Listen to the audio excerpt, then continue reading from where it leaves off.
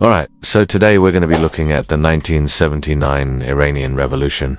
So if you're ready to get them brain cows milked, let's get to it, okay? So, before we dive into the revolution itself, we need to look at the Shah.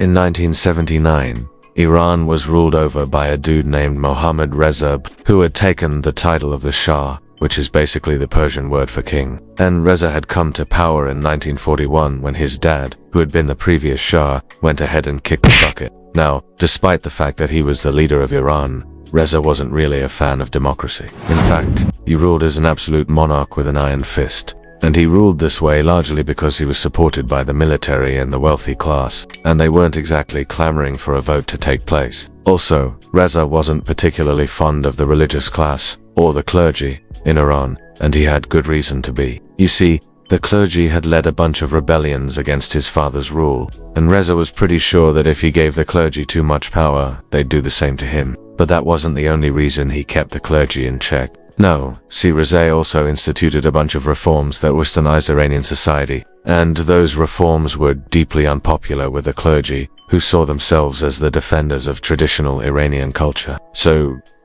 maybe don't piss off the group that claims to have a direct line to God, especially when they're not a fan of your polices to begin with. Anyway, Reza's domestic policies aside, he had made a few enemies abroad, too, namely America and Great Britain. And he'd made these two nations angry after he nationalized the Iranian oil industry in the early 1950s. Reza had long been suspicious of foreign influence in Iran, and he'd grown especially wary of British influence after they helped install him as Shah back in 1941.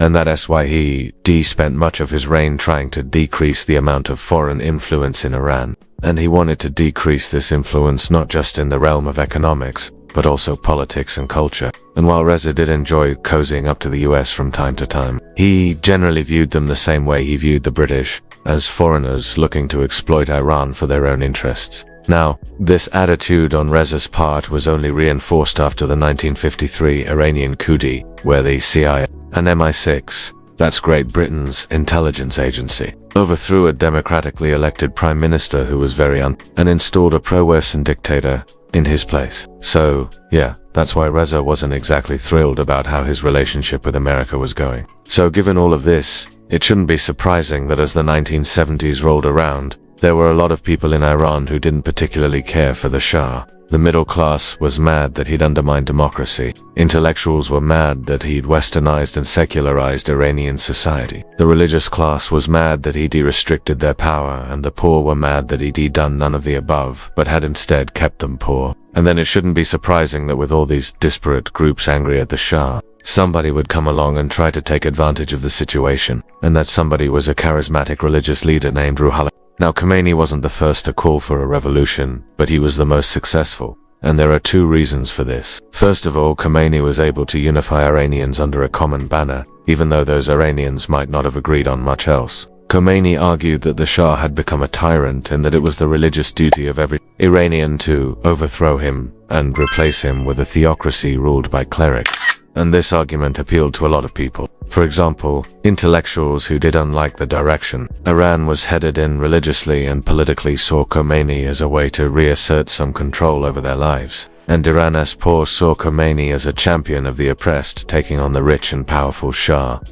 Secondly, Khomeini benefited from something called the principle of Siyadah al-Harbiyah, which roughly translates into the permissibility of using violence. This principle argues that violence is only forbidden if it can be avoided, but if avoidance is impossible, then violence becomes not only permissible, it becomes obligatory. And many Iranians came to believe that avoiding violence was simply impossible given the Shah's violent oppression of any opposition to his rule. And so many Iranians flocked to Khomeini's standard, including members of the military and even some of the Shah's own family. And that's why by the end of 1978, the Shah left Iran to get some medical treatment in the US and never came back. And this isn't to say that everybody loved Khomeini. Many leftists, for example, saw him as a dangerous reactionary who would undo many of the social and cultural changes that had occurred during the Shah's rule. But the Shah's gone, and nobody else could capitalize on the widespread discontent the way Khomeini had. And so in February of 1979, Khomeini returned to Iran from exile in Iraq and became the supreme leader of Iran.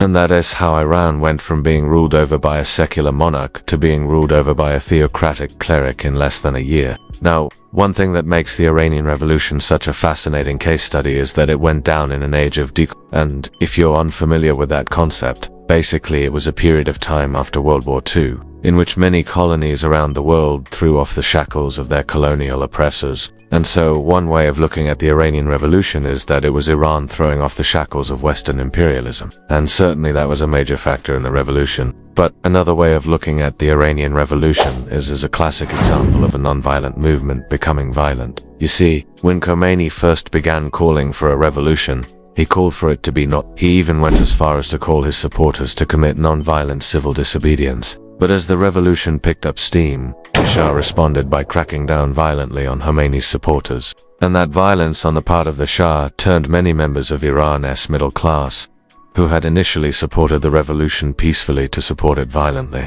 And that's what makes the Iranian Revolution such a fascinating case study. It is the perfect example of the idea that violence is often perceived as the only option when non-violent methods fail. Another reason that the Iranian Revolution is such a fascinating case study is the role that ideology played in it. You see, Khomeini didn't just want to overthrow the Shah. He wanted to replace the Shah's secular legal system with Islamic law and theocracy, with himself at the head of it. And that's what makes the Iranian Revolution an Islamic revolution. Because Khomeini sought to remake Iranian society according to Islamic ideals. And that's why Khomeini's ideology is known as because it's an authoritarian form of government based on strict Islamic law, which is the law of Sharia. And Khomeinism has inspired other revolutionary movements around the world, especially in places like Lebanon and Afghanistan. Finally, the Iranian Revolution is a fascinating case study because its legacy continues to reverberate in Iran to this day. You see, ever since Khomeini took control of Iran, the nation has been ruled by clerics, and that has meant that things like freedom of speech and religion and the right to due process have all been curtailed. And that's one reason why Iran has become such a pariah state. That is to say, they're universally disliked and shunned by pretty much every nation in the West. And this is especially true of America, who not only sees the current government in Iran as oppressive, but they also blame the current government in Iran for the 1979 revolution in the first place. And that's why America and Iran have been at odds ever since the revolution. Okay, click here to keep reviewing for Unit 7. And as always, if you want me to keep making these videos, then the way that you can let me know that is by subscribing.